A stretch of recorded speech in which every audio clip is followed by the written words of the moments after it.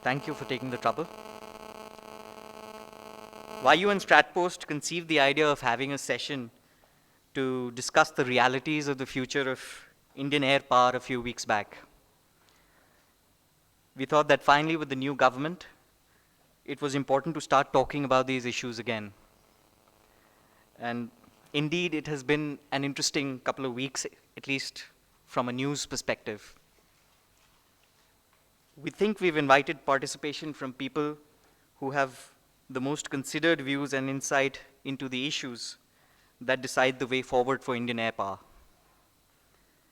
At this point, in case it isn't clear already, I'd like to remind all listening that we're here to discuss Indian fighter strength, really. We also have, or will have, joining us, I see Vishal Thapar is the first of the media to arrive. So we also have others who often have much to say, whom we feel deserve a seat at the table. I would like to acknowledge the presence and participation here of journalists, bemoaned as they may be, who also have views and opinions and, of course, questions, primarily because of their role as record keepers. So we have with us Admiral Arun Prakash, Air Chief Marshal Tyagi, Mr. Vinod Mishra, Vice Admiral Shekhar Sinha, Air Marshal Mateshwaran, Air Marshal Harish Masand, Air Commodore Suren Tyagi, Air Marshal Nidosh Tyagi, and others who, while having hung up their uniforms, still have the interests of their respective services close at heart. So finally, I would like to urge everybody present to speak their minds on the issues that we will discuss today. Moderating will be senior journalist Mr. Indrajit Bhadwar, who will guide us through these discussions. So with that, I'd like to hand over to Mr. Pushpinder Singh, who I understand has some very interesting things to say to us. Thank you, Saurabh. I'd also like to particularly welcome Mr. George Verghese, who's sitting on our left. George is an institution by himself, and we are very privileged to have him with us. George has just returned after another trip abroad. He is probably India's greatest geopolitical thinker and analyst, and I think we are much the richer for his presence here. As we speak, the scientific advisor to the Raksha Mantri is in Bangalore debating the same problems in an official way, talking about the light combat aircraft and where we are on that. And I think a lot of our discussions today would be on what has happened, where are we going, and what can we do if it doesn't happen? Do we have another plan? The Prime Minister in Srinagar inaugurating something in Uri. The Indian Navy is sailing, trying to see what we can do to alleviate the suffering of stranded Indians. So it's a dynamic situation. ISIS is gaining all the time. Our nurses have been kidnapped. I mean, it's a terrible situation. And air power in India, I think we have to do some serious and hard thinking of where we are and where we can go. So here we are, a completely private initiative to put our minds together, and I hope some of this can be understood or taken forward by people who are going to take decisions anyway. What I'm going to do is make a small presentation. You needn't take notes because you're all going to get copies of the presentation shortly thereafter.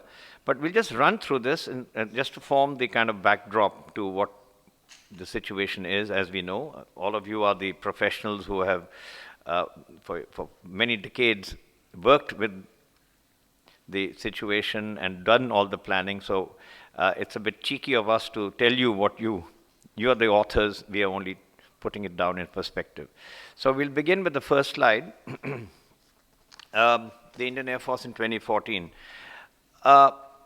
Two things. One, all this is from public sources. Nothing has come from any official source, obviously. There's a lot of it in the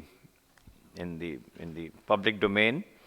We're going to talk about us, our neighbors, at least on the west and the north, and what they have. And we've tried to quantify the whole thing by talking squadrons. Now, squadrons means a lot to many other, in many ways. But this is the easiest sort of a a number we can say. Of course, it depends on the kind of aircraft, the serviceability, the training, the capability, and so on. But we won't talk about that. We just talk sheer numbers here and leave it at that. So we have what looks not too bad. We have a 42 combat squadron force sanctioned. Should be more, but let's say it is 42, been repeatedly explained by successive air chiefs. So we talk at 42. 38 doesn't look so bad, but of course, if you look at the fact that a lot of those 38 squadrons are obsolescent types, MiG-21s and MiG-27s, who are just in the last stages of their operational life. So we have the legacy types, 12 squadrons of Jaguars, MiG-29s, Mirages, all of them being upgraded. So we should have a fairly potent force there for the next 10 years or more. Sukhois are dominating our combat strength, and more are coming as we speak. So we have 38, but the point is that the large number of the aircraft are well past obsolescence. They've been given extensions, they're carrying on, but it's not just flying them, it's got to be potent weapon systems. And the withdrawal of these eventually in the next few years is not speculation, but a fact. I'd like to bring in the Indian Navy here. We talk about air power in the Indian sense. The Indian Navy too have a very case for up to 100, 120 aircraft fighters by the end of the, I think, 13th or 14th plan to equip the aircraft carriers that are being commissioned. The new one is the Vikramaditya is there, the new Vikrant's coming, and there'll be IAC-2 in the course of the next 10 years. Why I bring this up is that the LCA Navy program is a matter of great concern, and we'll come on the LCA in detail. So it impacts not only on the Indian Air Force's force levels, but what the Navy has been planning to do. So that's where we are today as far as the Indian Air Force is concerned. Next. Our friendly neighbors across have ostensibly half our strength. They too are, I think, wrestling with obsolescence and funds. They've always had a problem with funds. They've had friendly gestures. Recently, we have another squadron of F-16s upgraded to Block 40 being received from Jordan, and but they do have a problem. I don't think we can take them more. I mean, they are going to be a formidable opponent, but as far as numbers is concerned, okay, so it doesn't tell the whole story. We're talking about really 21 squadrons because 2 of them are from the Combat Commanders School, which are squadron strength level. Again, the JF-17, which is going to be their backbone in the coming years, interestingly, of course, started off life well after the light combat aircraft program. They're now gone well ahead. They've got 3 squadrons in service. More are coming. We'll talk about that. There's been a lot of rumor that the Chinese J-10, which is a much more potent aircraft, 2 squadrons were being ordered, but for some strange reason, these have not been.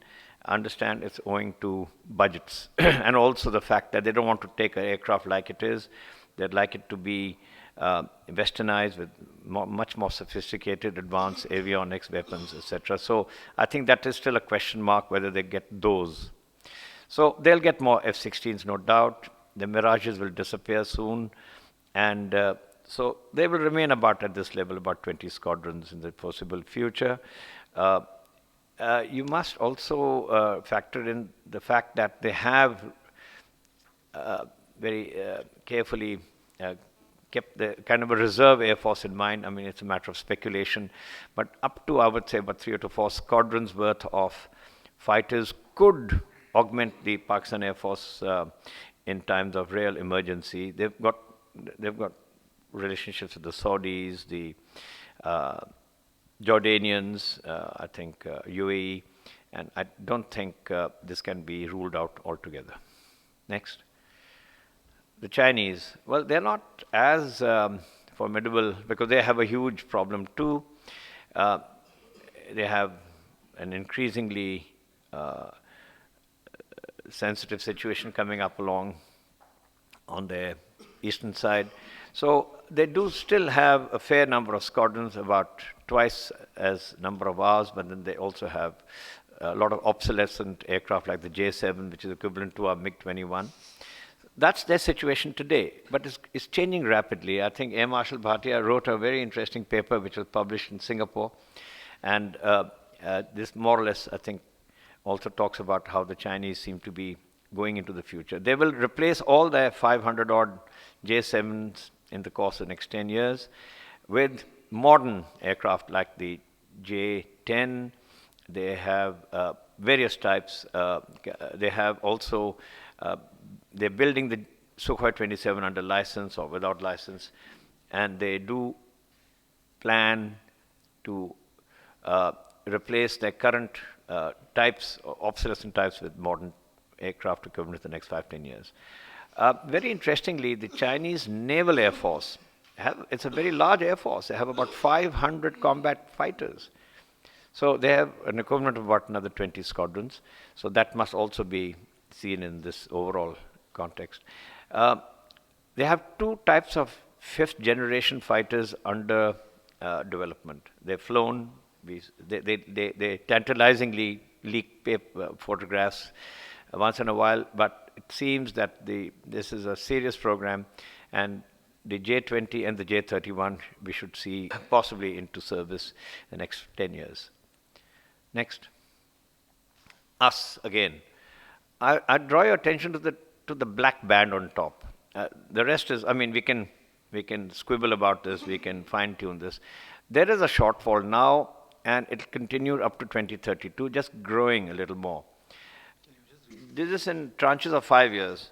So the 5-year plan. We begin with 2012 at the at the extreme left, and then 2017, 22, 27, and 2032 at the end.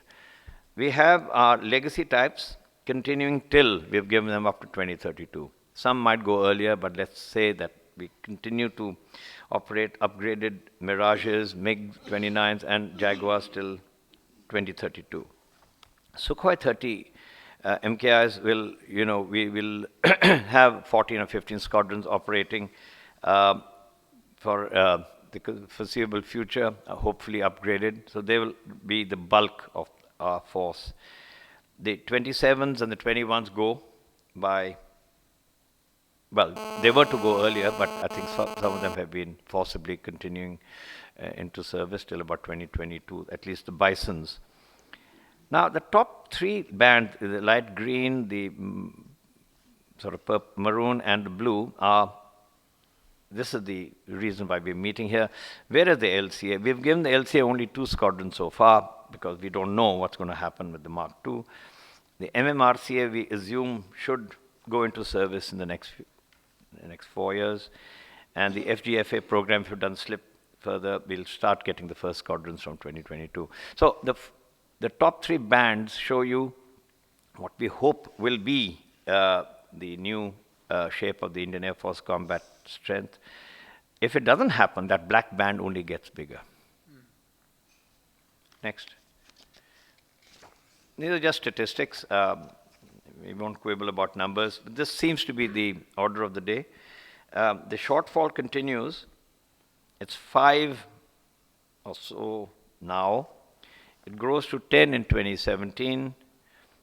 If the FGFA, MMRCA, and the LCA comes in, then by 2022, we've reduced that shortfall to 5, and even better by 2027. But then you have this dramatic drop to 14 squadrons shortfall by 2032 because all your legacy types, your 12 squadrons would have gone, your 27 and 21 would have long gone. Even with 6 squadrons of MMRCAs and 6 squadrons of FDFAs plus 2 squadrons of LCAs, you have a shortfall of 14 squadrons by 2032. I mean, some chiefs have indicated the need for actually 45 combat squadrons for a two-front war. Then the shortfall goes up to by another 3 to 17. That's just a kind of a next. I think this is the key. We need a big Air Force, we need a strong Air Force, we need a modern Air Force. It's going to cost us a lot of money. So it's not just acquisition costs, of course, but also how we, and Mr. Vinod Mishra is here, former Secretary of Defense Finance. I hope will give us a few of his pearls of wisdom as to how do you wrestle with, the revenue budgets, are also to be factored in. Fuel is very expensive. Aircraft costs a lot of money to maintain, and so on. So I'll just give an example. We'll come to the thing.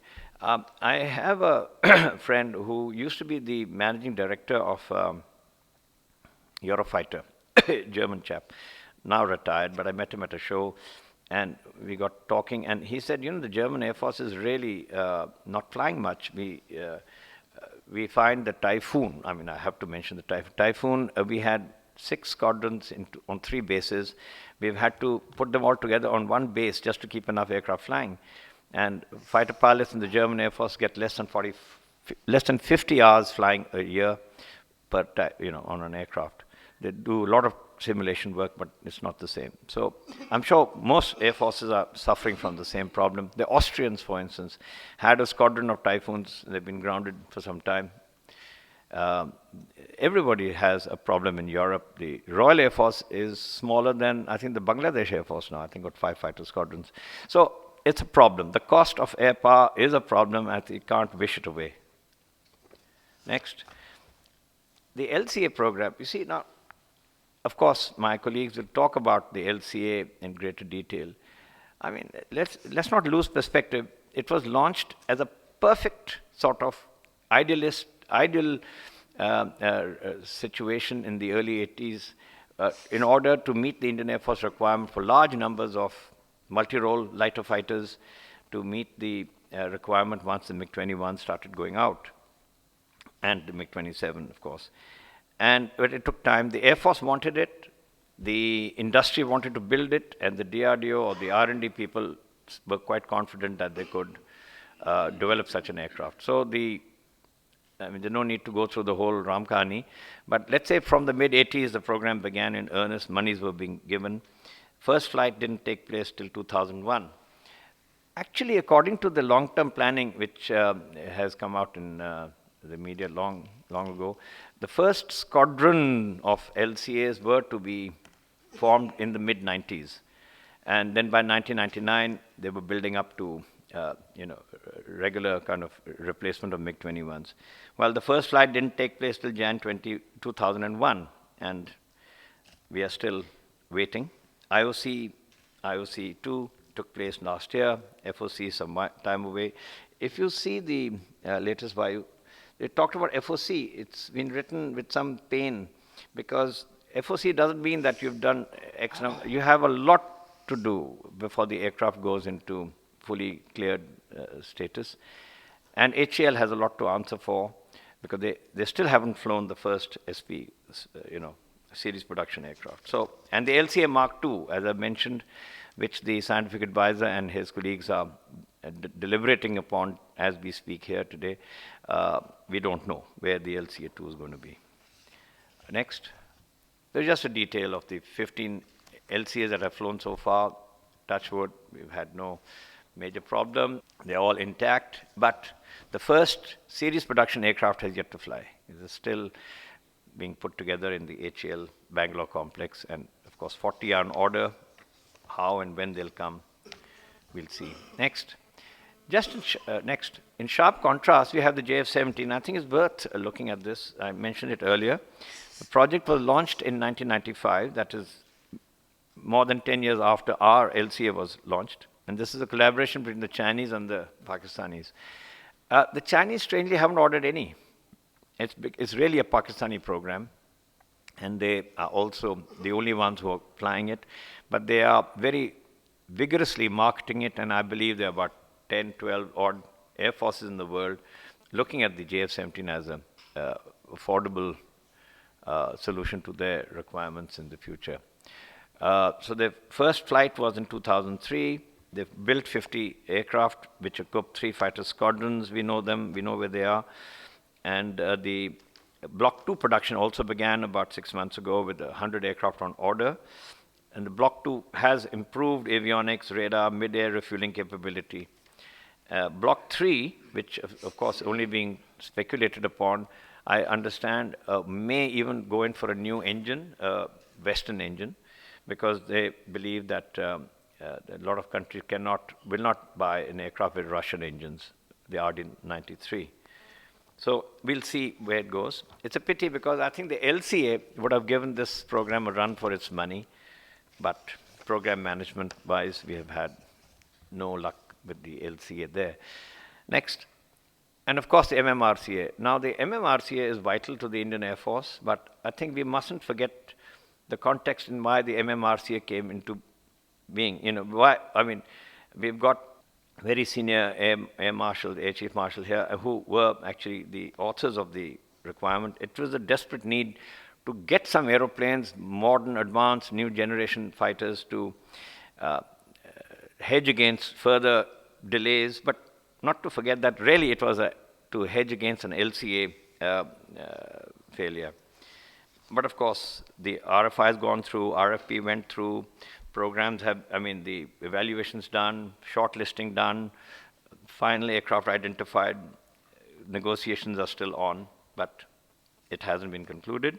And of course, we have a huge offsets thing to Air Marshal Nirdosh Tyagi will talk about the offsets. 50% is massive contract value. So we'll see what's going to happen. 18 were to be bought straight away, another 108 to be assembled and built in India with another batch as an option. So that's where we are. Next, and my last virtual slide, next, is reality. And this is where all you gentlemen will give us your views, I hope. The Indian Air Force, the Indian air power is declining. The force levels are reducing. And the LCA program dragging on. Acquisition of MMRCA has still not happened. We've seen the shortfall as we are continuing. I think the armed forces will have to be more proactive in engaging with the government, administration, and industry. And the industry must be disciplined into performing, or perishing. And the administration must streamline acquisition. So these questions to be addressed are, and I'll hand it over very shortly to Indrajit Badwa. What is the role of air power? In the broad sense of the word, baseline. How to fulfill this? How long can we carry on being very, very patient with development programs that don't have an end in sight? And where do we draw the line on cost? Or is capability to be pursued at any price? These are the broad issues that we might want to deliberate upon. And having said that, I would like to hand this over to Mr. Indrajit Badwa, who is not unknown to all of us. He's perhaps the most incisive commentator on matters of policy and geopolitics that I've known. Currently, he's the managing editor of a new journal just been launched called India Legal, and he'll explain why legal. But before that, can I just, with your indulgence, ask Mr. George Burgess to give us a few words on the overall thing. We need to build up our armed forces' strength, and certainly the Air Force. I think that the old emphasis on the Army has to change. And I think the air and the naval aspect are going to be growing in importance. Of course, the Army has its own importance too. What strikes me is that we missed opportunities for becoming more self-sufficient on our own because of timidity in taking bold decisions at an earlier stage, not giving the DRDO sufficient rope. Now, a lot of people say that the DRDO let us down. They made tall claims, but nothing came out at the end of it, and we couldn't afford to spend the money, and urgency and urgent demands required that we replenish our forces from external sources. But that cycle has continued, I think, for too long. And this is something I think that must change, and I would really emphasize that. Second, our procurement policy seems to be all wrong. It takes 100 years to do anything and 150 years to get it right. That, I think, is, again, based on too much of suspicion, too many cooks coming into the broth from all sides. But having said that, I think we have a very fine Air Force. It may be short of our requirements, but it's a formidable force. It has perhaps not been used as it was not in 1971, and that could have made a great deal of difference. But that's a matter for debate separately. Great words of wisdom, actually, George. It was absolute delight meeting you after these many years, and I think this very distinguished gathering it is indeed honored to have you with us, and you shared some very good offbeat thoughts with us.